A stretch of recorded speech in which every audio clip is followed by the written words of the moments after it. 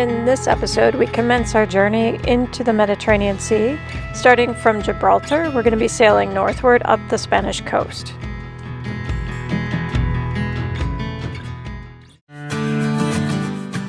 Okay, we're just leaving La Linea now, and it was pretty hairy coming out the dock. It was 25 knots in the dock, so we had to kind of spring off carefully, and but we managed that okay. And then now we're heading out past the Gibraltar rock and heading off back up the Spanish coast again to Fuengirola. I think that's how you pronounce it. Actually, I have no idea how you're supposed to pronounce it. It's a beautiful, beautiful day, and now that we've left the dock, the wind has died down a little bit. There's the Gibraltar rock. Very pretty. We went up there and got ravaged by monkeys. He jumped on my back and undid the zippers on my backpack in about 3 seconds flat. Talk about dexterity. A lot better at opening zippers than I am, put it that way. But Dawn's pretty good at opening zippers. Yeah, that's well worth a visit. Lots of caves, stalactites, stalagmites, and military caves, monkeys, a nice downtown area, lots of restaurants and pubs, very English styling, but it's very pretty. So we just got to avoid these big old tankers. None of these boats are actually going anywhere. I'm wondering why there's so little activity. It may be coronavirus related. I think they're all asleep. Oh no, there's some people working on there.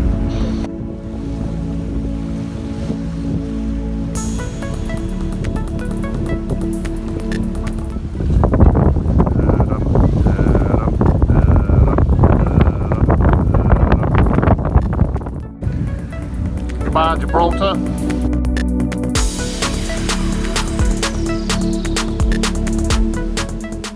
Once outside of Gibraltar, the wind popped back up to 30 knots.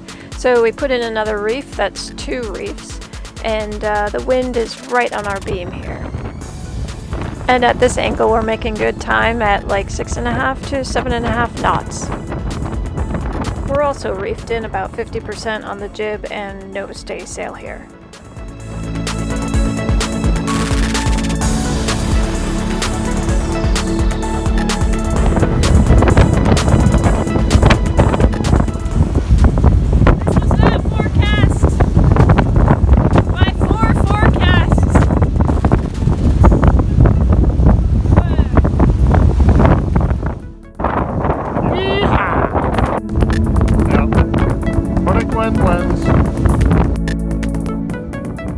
This burst of wind at 30 knots lasted for a couple of hours, but it was kind of surprising to us because it came up pretty suddenly from just about 15 knots. So this is early March when we're sailing, and we know that the winds are a bit more erratic and gustier in the springtime.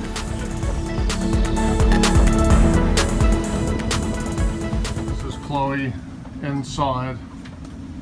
It's between 25 and 30 knots wind speed. We're doing about 7.5, 6.7,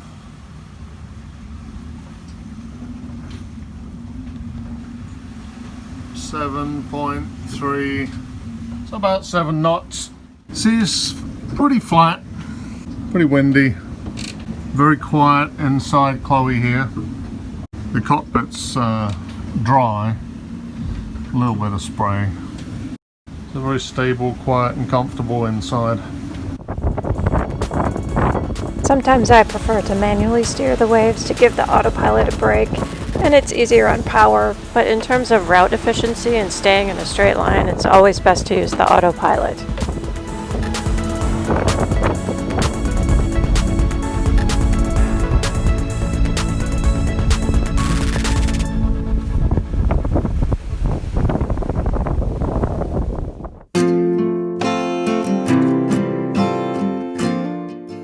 The part of Fuengirola we went to was pretty much an English tourist town, so all we have to show for this is a Sunday English traditional lunch.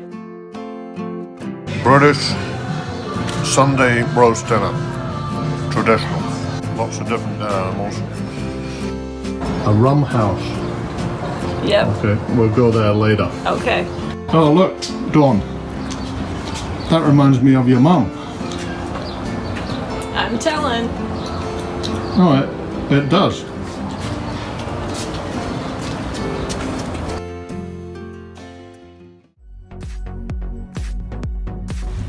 So we just left Fuengirola, and we knew the wind was going to be strong right around that marina and leaving. So, but it came up really strong, up to over 25 knots at about maybe 50 degrees. So we just had to loosen up on the main sheets real quick because the boat started to heel quite a bit. But we know the wind's going to die, so we're taking advantage of the wind while we can. So what was Fuengirola like? Oh, it was a touristy town, a lot of British tourists.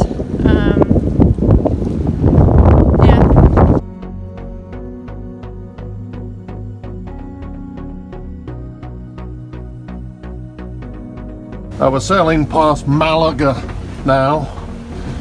We've got a very good clear view of Malaga from the shore.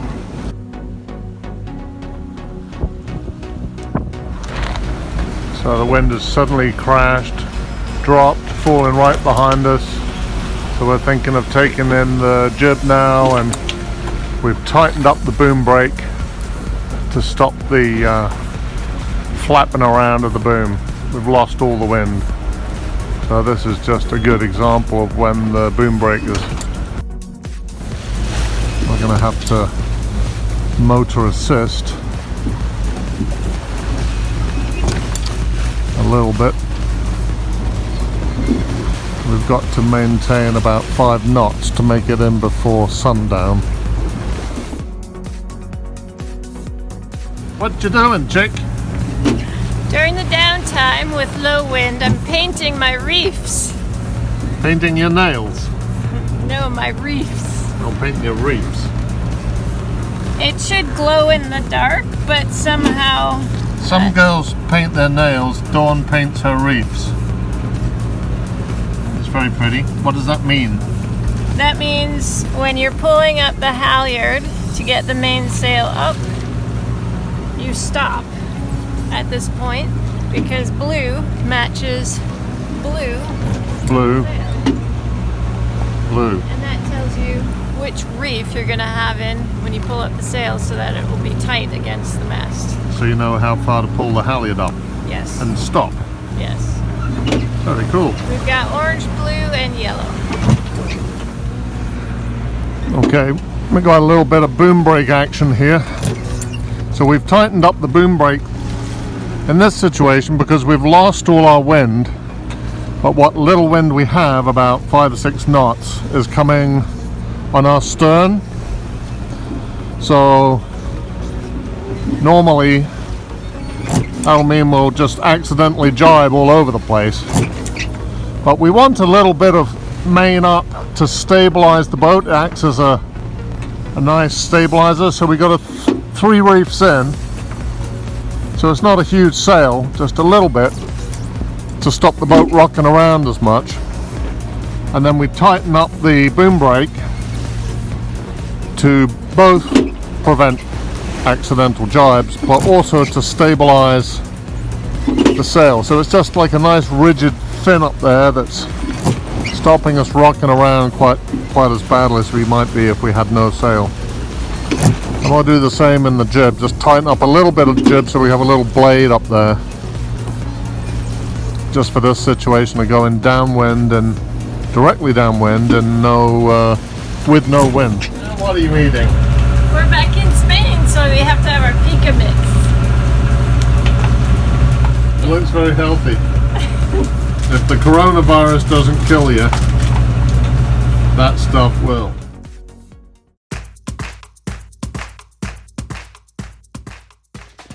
There's There's a big old pile of windmill blades ready to go somewhere.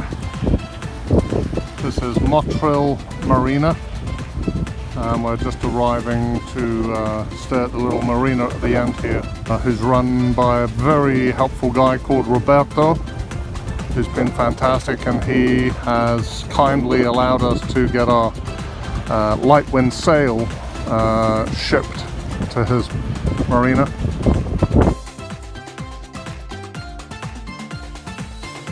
Since his marina is relatively young, it didn't show up in the pilot guides or in Navionics. We came by recommendation, but it should be included in all the next versions that are released. It's right next to the old helipad that still shows up in Google Maps. Marina Park Motril is a family business, and it's clear that Roberto really loves what he does. But his favorite place to be is out interacting with people on the docks. He's a real problem solver. He was able to navigate through the bureaucracy of the coronavirus shutdown while assisting multiple boats that came through his marina. He and the local Guardia Civil make a really good responsive team, and they took really good care of us during the 3-month lockdown that occurred in Spain while we were there. We're really happy that we've had the opportunity to meet Roberto and his family. We could sort of see the coronavirus becoming an issue as we were sailing to Marina Park Motril, and we happened to arrive 3 days before the shutdown actually went into place. So when we were considering the best place to stop the boat and shelter into place with this lockdown, we thought Marina Park Motril would be the perfect place. And it was. It's a small marina, and so we were the only guests that were there during the entire lockdown. The marina shut down during this time, so there was no staff there either. And there were multiple security points, as this marina is part of a larger port compound of commercial boats. And the marina owner, Roberto, kindly managed our stay at the marina through his network, such as the permission to stay from the Guardia Civil. He relayed all the Spanish regulations to us, he arranged for package delivery, and just generally assisting with any issues from groceries to docking. We are now locked in to the port. The port is completely closed down. Nobody is working. Nobody is around. All these boats are empty. Everybody has gone home, been told to go home and stay in their houses. So we are helping the marina guys by just monitoring the situation. There's going to be some wind tomorrow, so we'll have to go around and check the lines on all these boats. These ferries are empty, so if anyone wants to buy a 150 meter ferry, we got a couple here going cheap. You got to pick it up cash only. Oh, we've also got some Coast Guard ships, firefighting ships, whatever you want to buy. We'll accept cash, or just a little sailing boat, we can do that too. So we got 2 weeks of this as a minimum. We think it's probably going to be more like a month as a minimum. I guess we're just hoping for the vaccine to be developed. The Guardia Civil, led by Javier, was especially helpful during this period. When he first met us, he explained the situation, and he gave us face masks and gloves to use during our stay. He was also kind enough to act as a point of contact for some deliveries we had pre-arranged, as everything was shut during this period. The police came over to our dock and visited us to check that we were okay. That's the boat over there.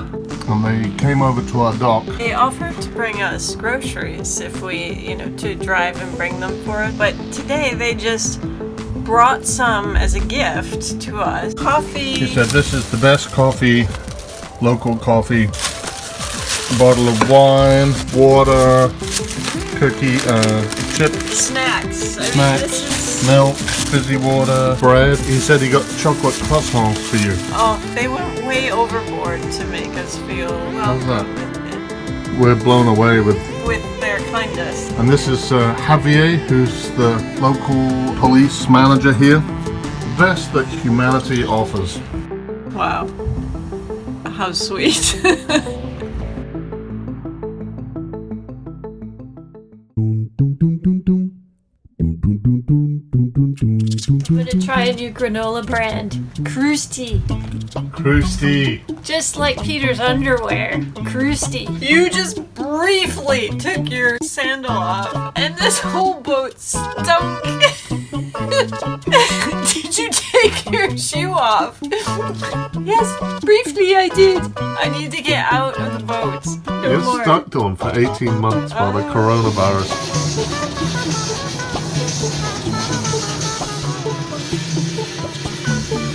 When I'm stressed at home with the stay-at-home order, coronavirus issues get me down. But I just take Frigonnet, and it makes everything better. Hoping it was going to come out your nose.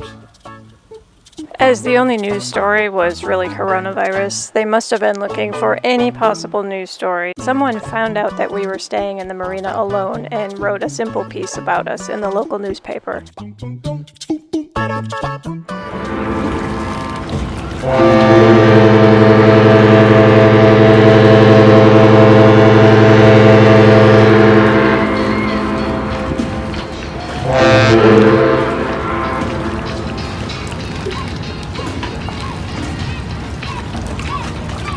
After the pandemic came through Spain, it was really nice to see people pulling together, helping each other, and there were many stories of acts of kindness to each other's neighbors. Every evening at 8 p.m., people across the nation would gather on their balconies, play this song, and dance and sing along in solidarity and to celebrate the healthcare workers who were working so hard. The song Resistere, or I Will Resist, is about overcoming hardships and was adopted for this situation. One thing that really impressed us was that everyone understood the severity of the situation and was compliant in following the government guidelines for wearing masks and washing hands. We felt safer as the cases started to decline. And the lockdown was really the impetus that allowed us to become such good friends with the marina owner and the chief lieutenant of the Guardia Civil, because they really went out of their way to help us, and we were happy to help them in any way possible as well.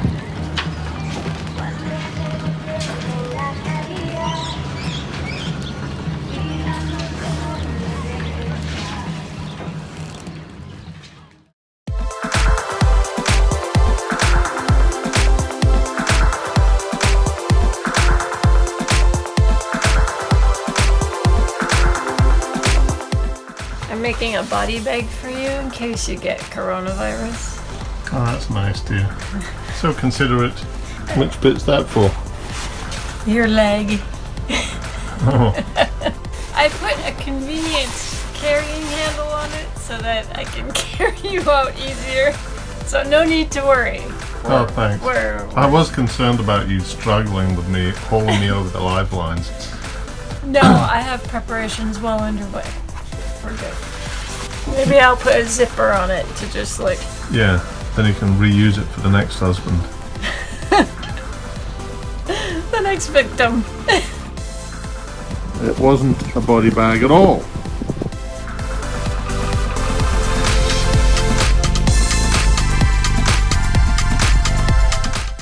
What you doing?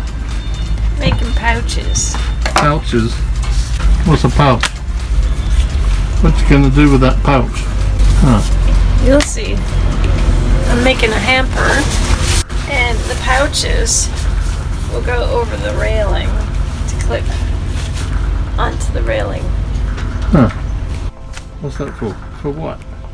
For your dirty underwear. Oh, the dirty underwear hamper. Yes. Alright. Yes, we got ultra heavy duty, moisture resistant backing on this fabric.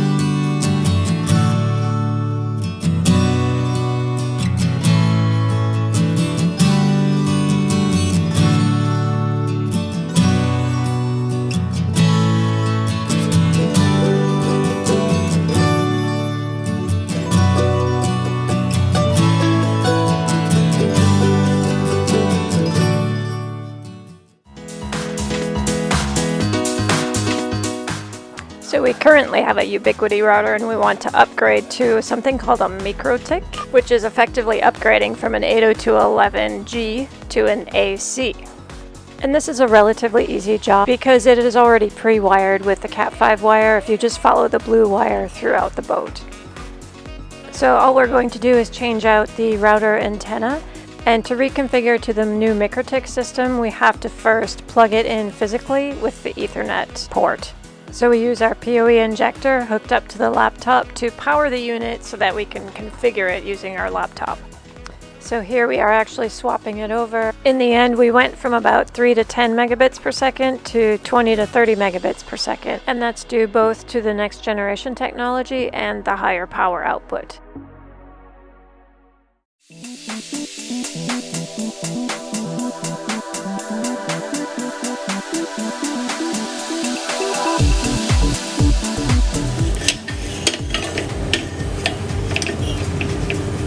Here is a crack.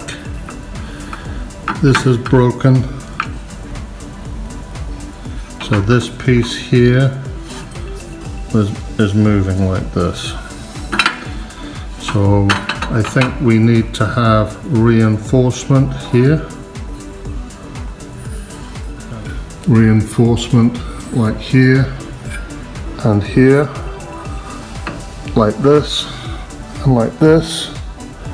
Or replace this with a more solid bar. This piece, this is solid, but this is tube. Roberto introduced us to a stainless steel guy who did a really good job of reinforcing on the sides, as you can see here. And he also replaced the horizontal bar to a much thicker hollow bar.